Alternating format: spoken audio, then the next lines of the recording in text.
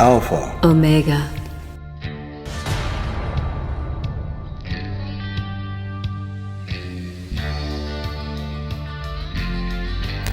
Mark says, I studied Qigong, Feng Shui, and Chinese herbs. I bought the Golden Dawn book a few weeks ago, and it is huge.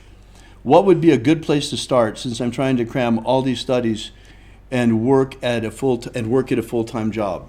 Okay, that's really easy in your case, Mark. Okay. Okay, you say you study Qigong, Feng Shui, and Chinese herbs. Do you practice Qigong? Because Qigong will serve you in very good stead in your magical practice. Qigong and Feng Shui come from ancient Taoism in China. In fact, the Taoist tradition, the ancient Taoist tradition, has some very interesting similarities with the Western Hermetic tradition. The most important difference being ours has not been persecuted the way the Taoist tradition has been persecuted in China.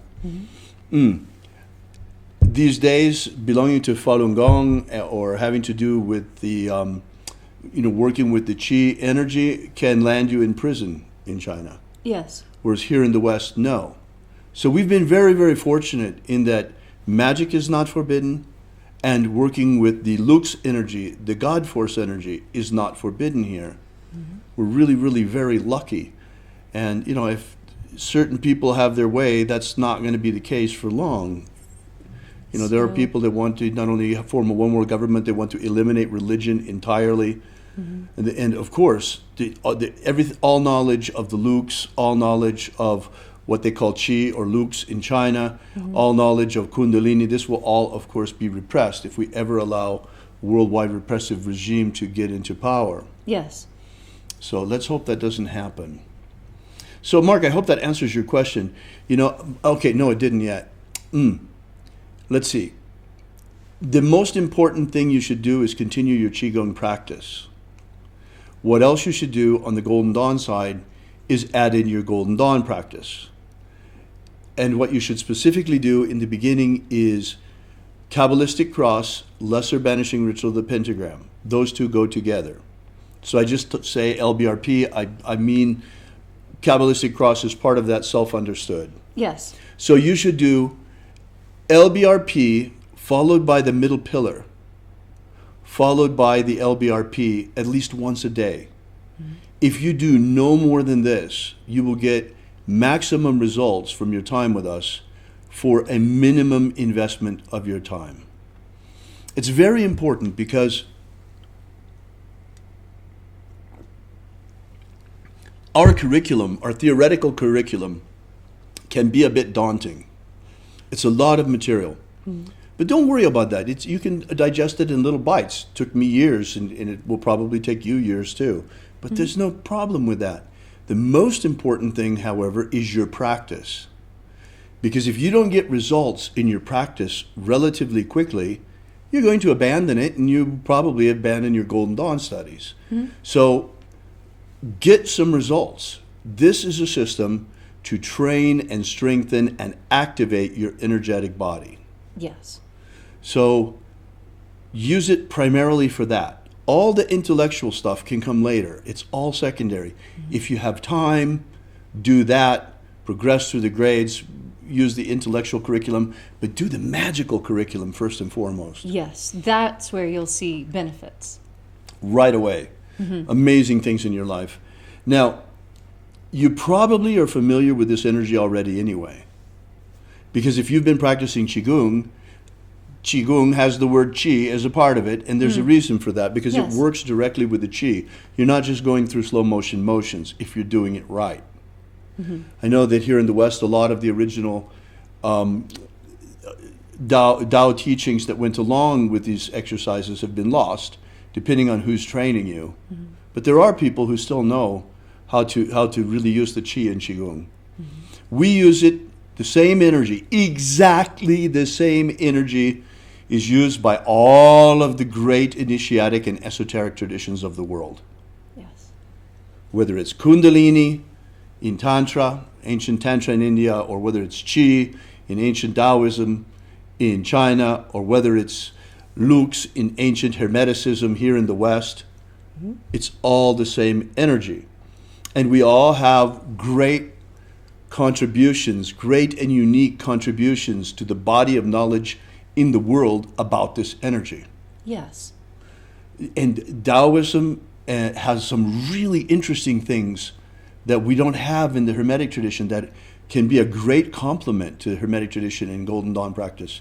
For example, let's see, and we have some things too that they don't have. Let's start with that. Middle pillar is your absolutely most important practice in the Golden Dawn. The LBRP is to cast a circle before and to send stuff away after. Okay? When you're doing the right of the middle pillar, you are using the magnetism of your body in order to attract more of this chi, more of this lux, more of what I really like to call God force energy, because that's really what it is.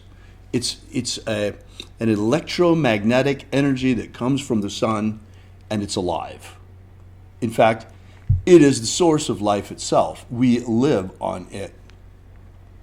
So your question is a really good one. Work with the chi. Continue to work with the chi, Mark. And not only work with the chi, work with it from the Lux perspective as well. Because you're actually working, let me explain this to you, Mark, from a Taoist perspective. When you're doing Qigong, you're active, you're moving, physical movement. It's like the LBRP.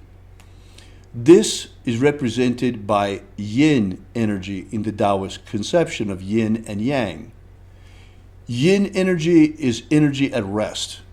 Yang energy is energy at motion. So you see, we're working with this energy at rest during the right of the middle pillar.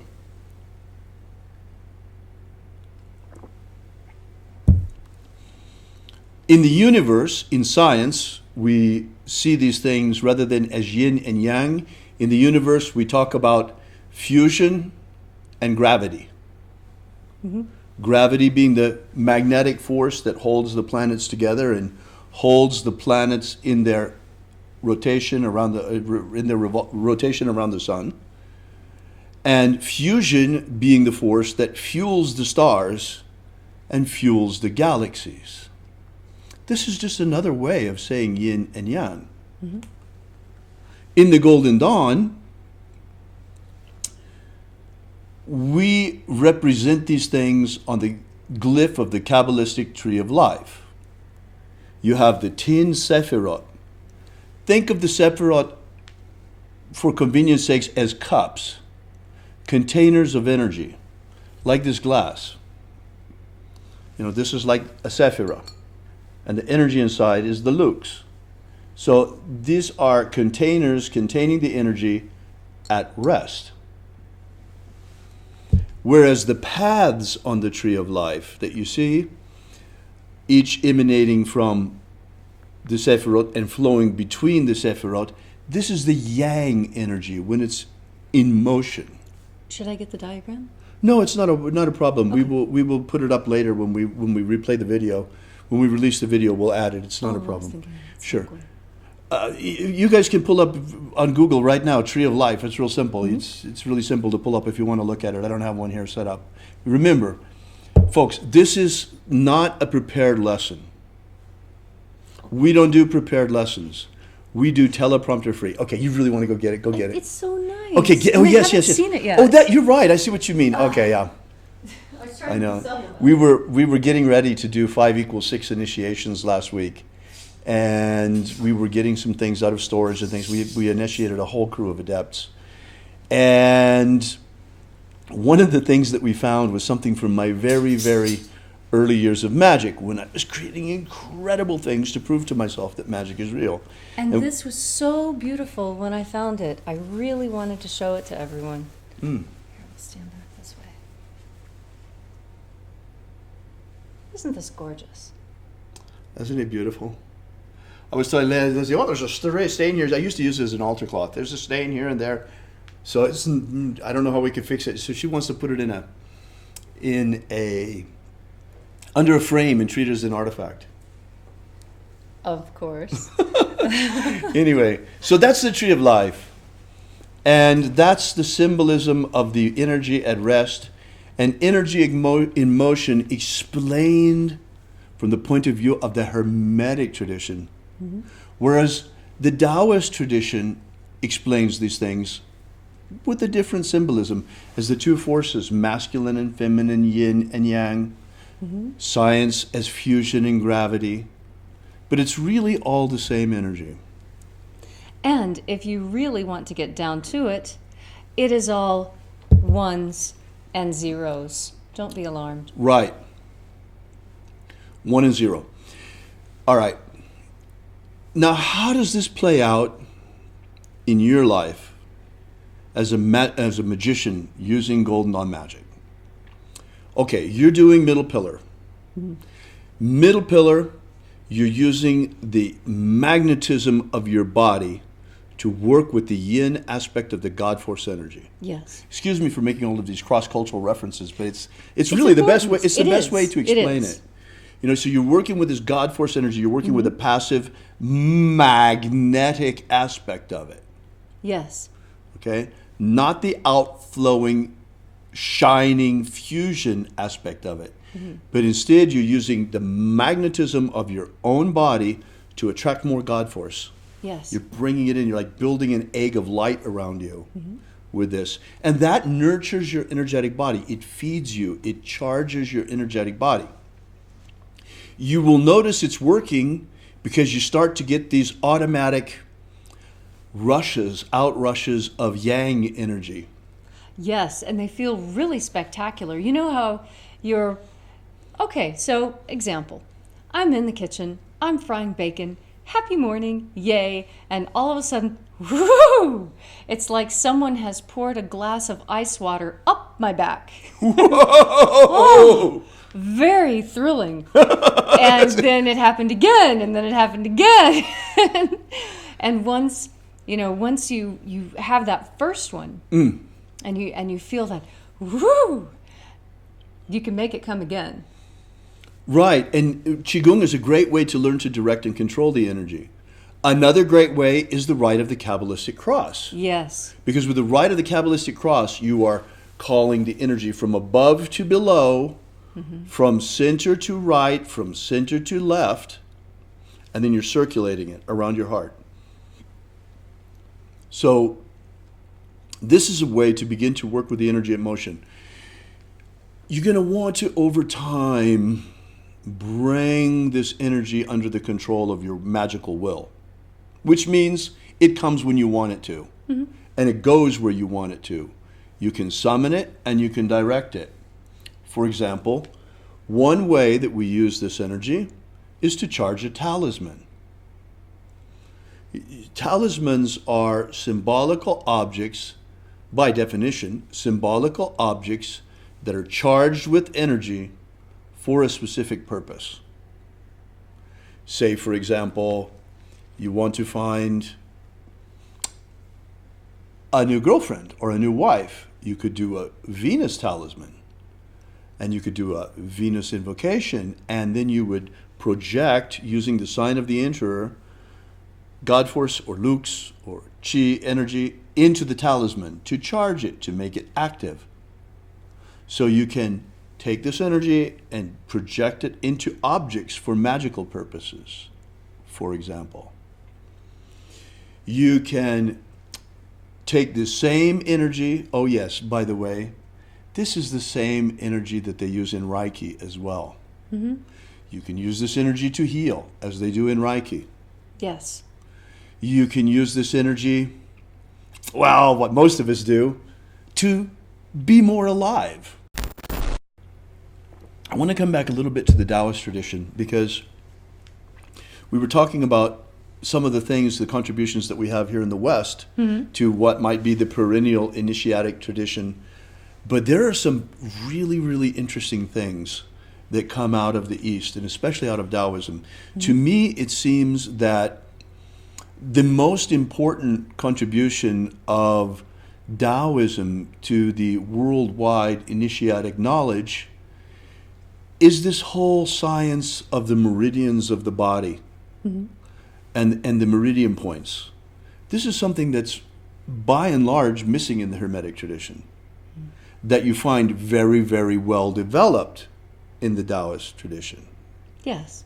Now, this can be useful to you. So we've had one practitioner already of Qigong here talking about their other energetic work in conjunction with the Golden Dawn. Well, Leslie and I are big fans of acupuncture. Yes. Because you can do a lot of amazing things with acupuncture. I always was very skeptical about it until I had problems with my back. I mean, big problems with my back. That was completely eliminated with acupuncture. It's really effective.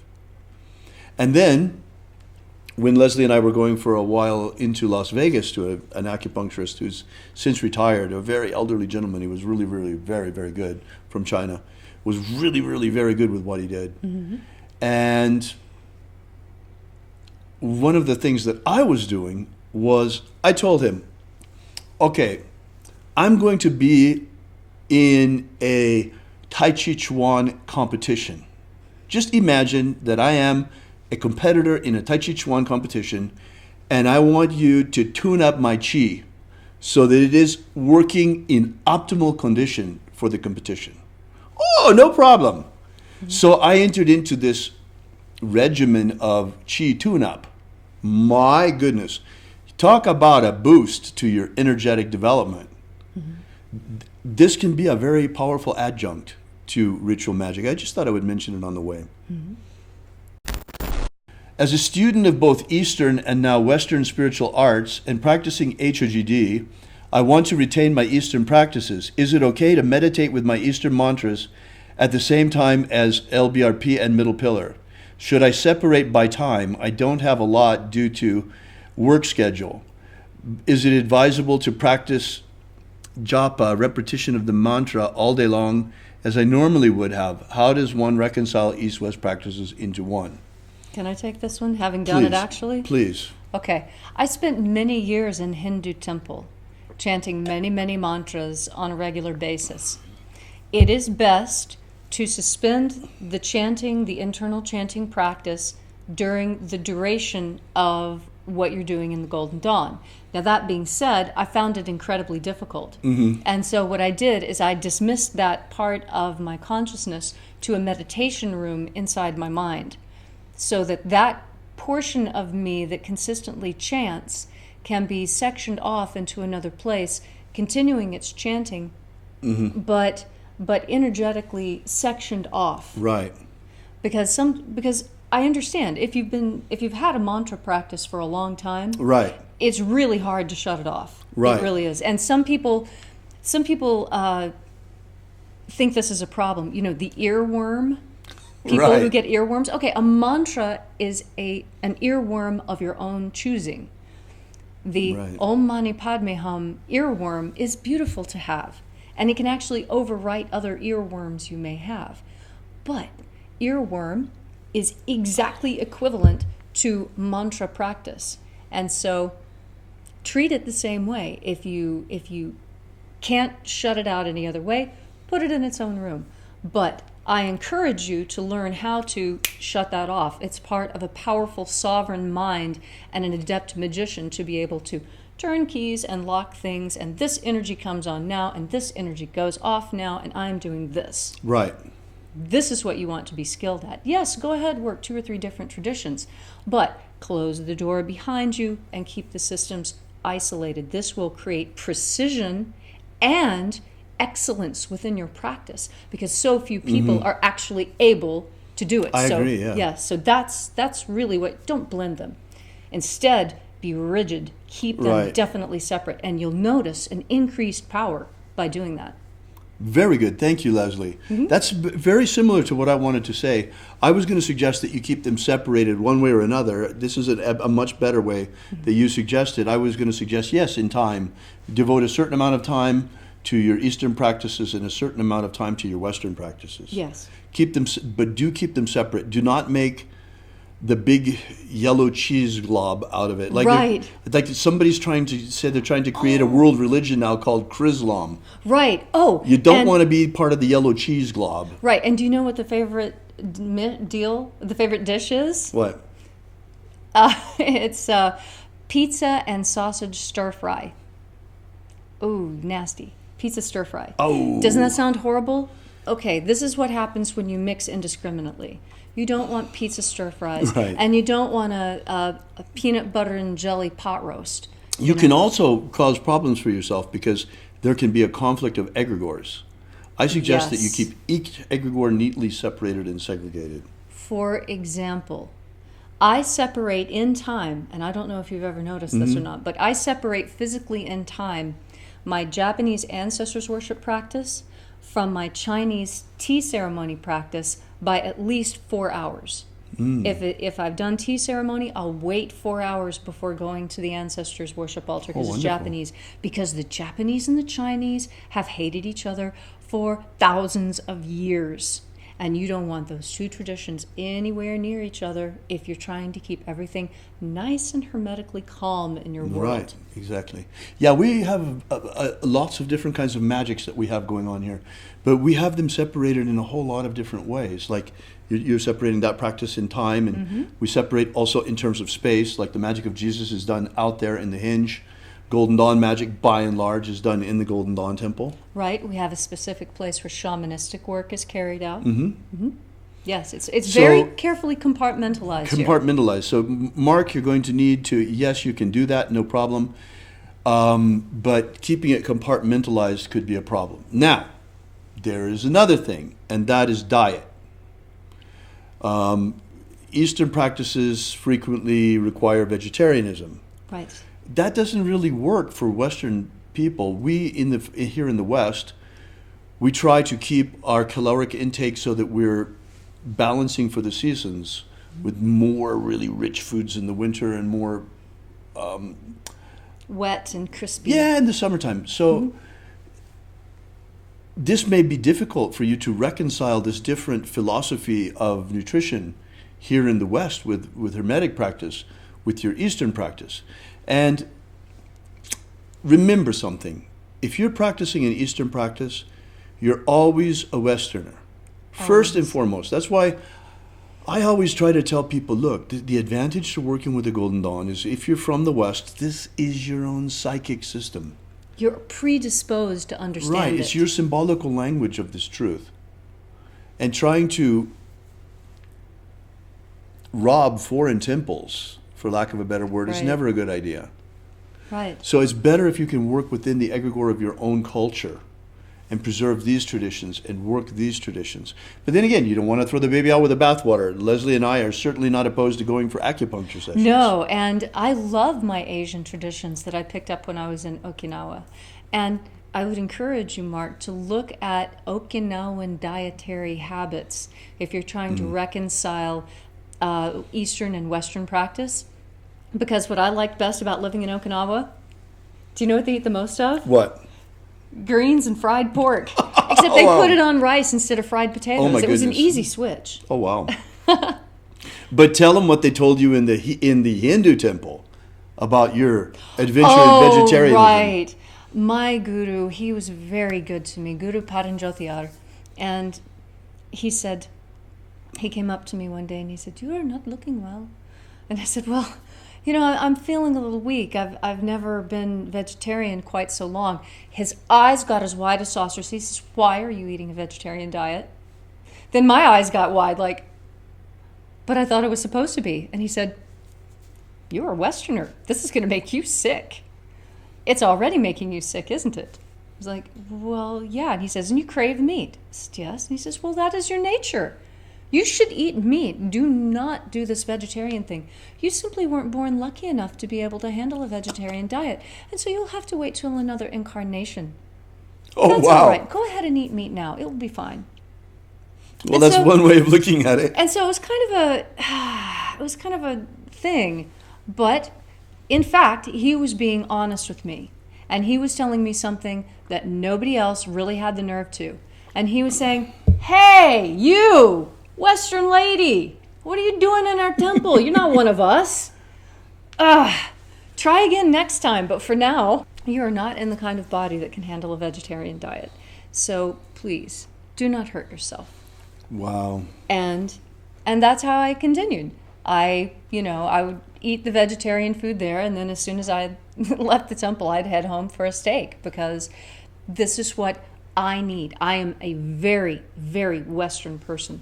And the more I studied the Eastern ways, the more I realized that I was just ignoring my own home. And the way of Hermeticism is the way of balance. We try to have balance in all things. Yes. And so we're not strictly vegetarian, but we don't necessarily eat meat all year round either. Right. So it's a middle way. Right. It's the way of temperance. It's the way of a little bit is good. Well, the way we used to say it in my family is, enough is enough, and too much is nasty. Oh, wow. The Illuminati have cast a powerful spell on the peoples of the earth. And while many still sleepwalk like zombies in a trance, they have prepared everything nearly to enslave humanity under a new world empire. Of our hearts, the power of our magic, and the strength of our numbers, we still can break the spell put on our people. We're just a ragtag bunch of magicians armed only with the power of our prayer and the power of our faith and the power of our magic. But whether you be Christian, Jew, Wiccan, pagan, magician, shamanic practitioner, or any other stripe of spiritual warrior of humanity against this evil falls to us. So we, who now, to stand with us against the rising darkness, because you're our only hope.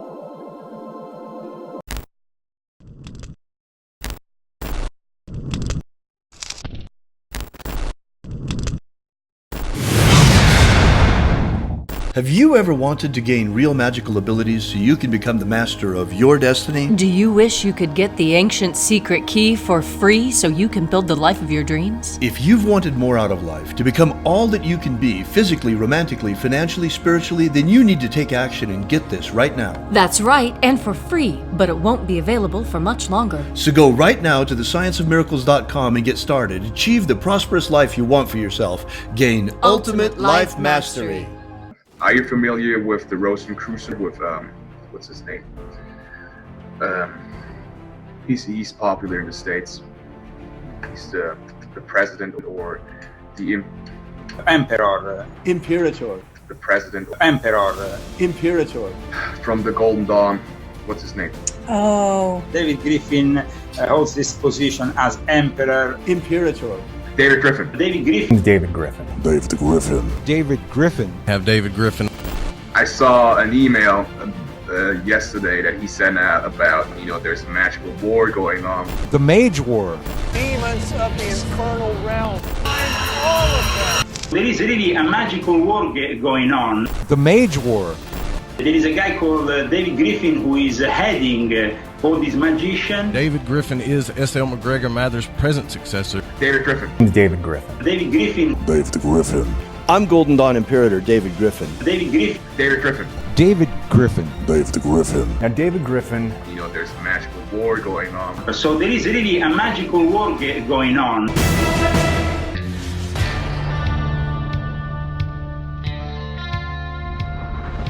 Alpha Omega. Good morning. Welcome to Column Hinge at Alpha Ωmega Mystery School. We're located halfway between Death Valley and Las Vegas, halfway between Joshua Tree and Area 51 in the Mojave Desert of the Southwest United States. The ancient magic ritual you're about to experience is unique in the world. Written and performed from the first-person perspective of Jesus of Nazareth, it comes from the Bruce Codex, an ancient pre-Christian manuscript that was discovered beneath the sands of Egypt in 1769. I'm Bishop David Griffin. I'm Reverend Leslie McQuaid. And this is the lost magic of Jesus Revival.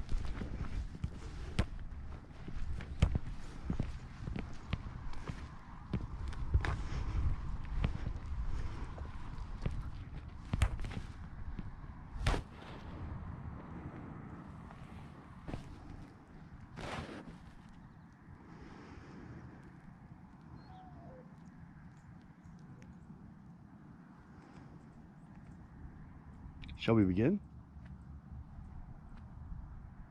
The sun is the dispenser of light to the earth. May the living light of the God Force inflame our souls with abundant life. Our destiny lies amongst the stars, and to the stars it shall return.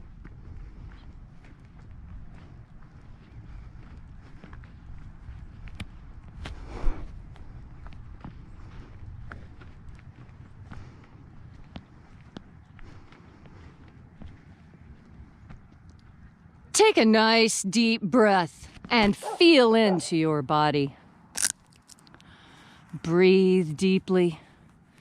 Feel how the air that you breathe excites the nerves in your body, and you feel your muscles and joints and skin. And as you are breathing deeply and feeling deeply into each and every bit of yourself, visualize yourself as the tree of life, however it is you imagine that tree to be, and grow your branches up high into Alpha sky. Drive your roots down deep into Omega earth. I call on you in the east, Alpha!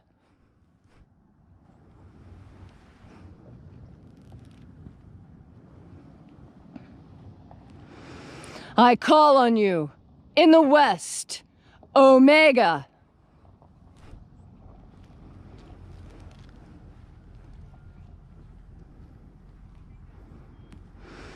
I call on you in the north, Alpha.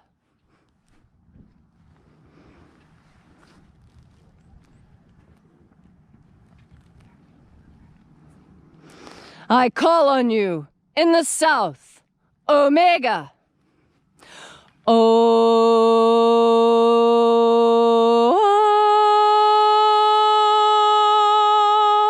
Alpha. Et Omega. The beginning. And the end. And the path of the age between. Sunrise. And sunset. And the path of the sun between. Birth. And death. And the path of life between.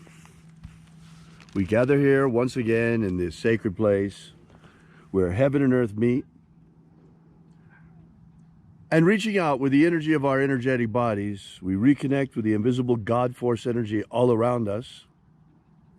And reconnecting with this divine life energy, we call upon the angels in the invisible. Fozaze. Fozaze. Oioza. Oioza.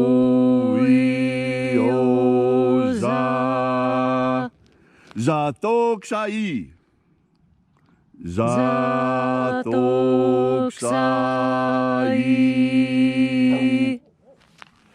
And there are 3 heads in his treasury.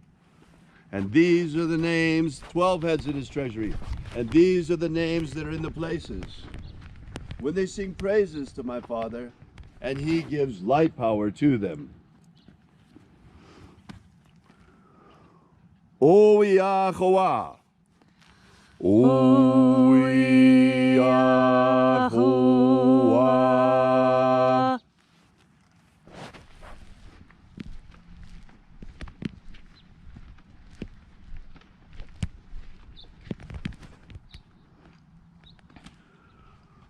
Ozizaya. Ozizaya.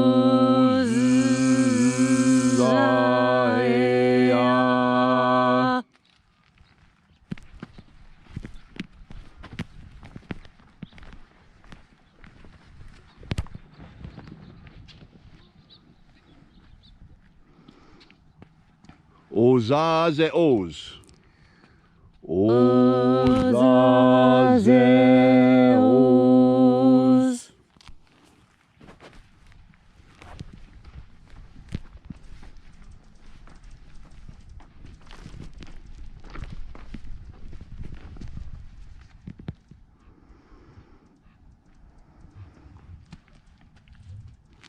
Oyezoa. Yeshua.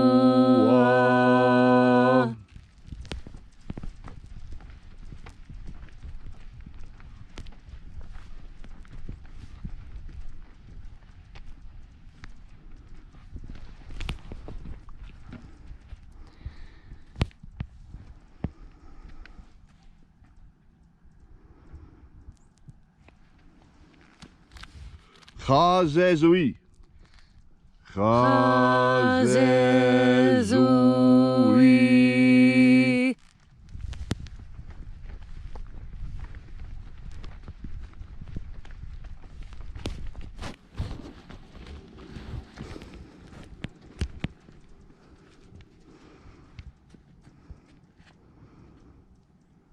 Zozeia. Zozeia.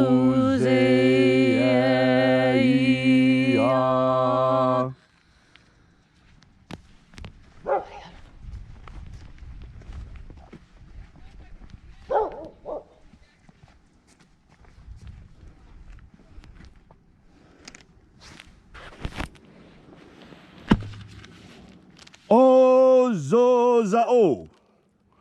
Ozozao.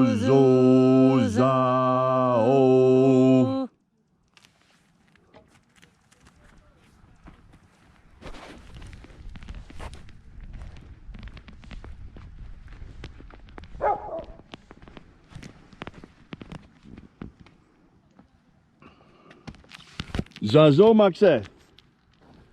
Zazomaxe.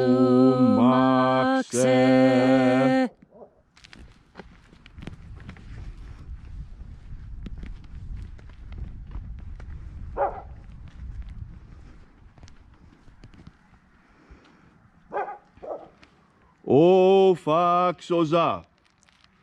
Ofaxoza.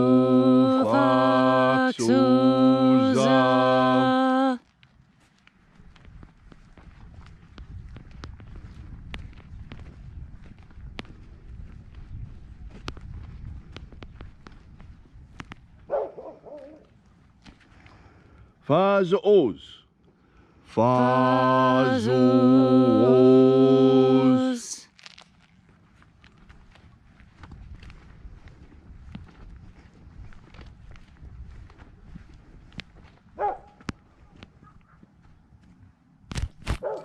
Zazoia. Zazoia.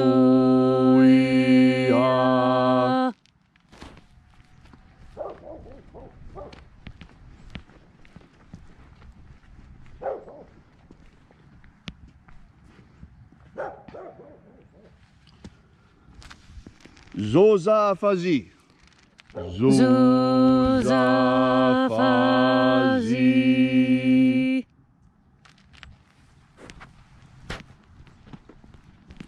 And so we completed our journey through the places, having invoked each angel in its head in its proper place, until at length we came into the place of the treasure of light, the midst, the center, the place of the Father of the treasury.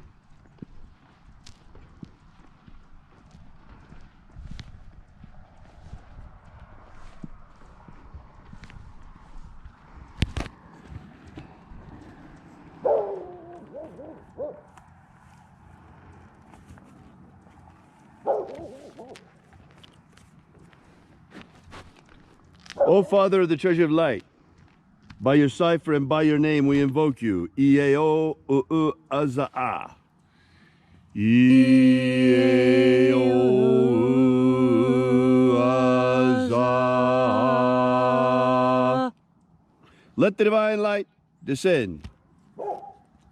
It is our fervent prayer to establish human freedom worldwide. Human freedom worldwide. Set our people free. Set our people free. Restore the purity of our air. Restore the purity of our air. Of our water. Of our water. Of our food. Of our food. And of our vaccines. And of our vaccines. May all those who search for the abundant life promised by the Master Jesus come to discover the ways of the God Force energy and fill their souls to overflowing with this divine life. And now, wherever it is that you may be, whatever your affliction may be, ask now and it shall be given to you. Then in that hour when death comes calling to each and every one of us, may we shed this body like a serpent sheds his skin and rise triumphant into the kingdom of light. All these things we ask in the name of the Master Jesus of Nazareth. Amen. Amen. So mote it be. Take a moment now to again feel into your body. Feel the changes that have taken place there since we began. Feel how your skin responds now to each breath, tingling, alive all over. This more life that you are feeling on your skin, you can feel in all aspects of your life. God Force Energy does more than just power you through a difficult day. God Force Energy is there to show you things, to guide you. The information carried on the light is available to you in any circumstance. All you need do is reach out into the God Force and breathe it in.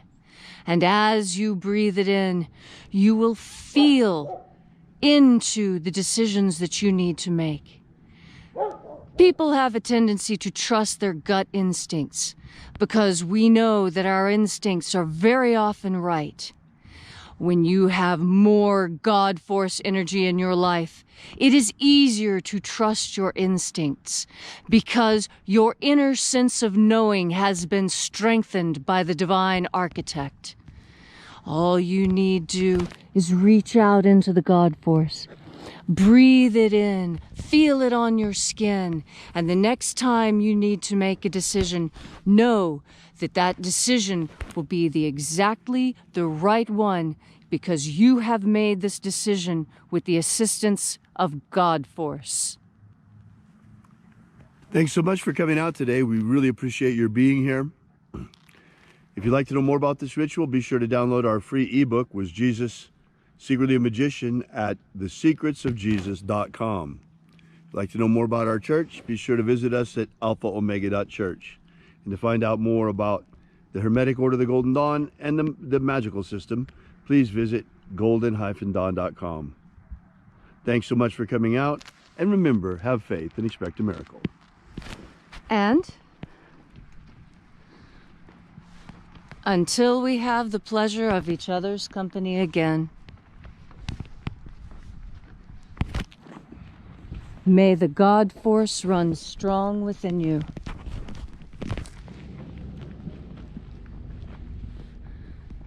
And, as always,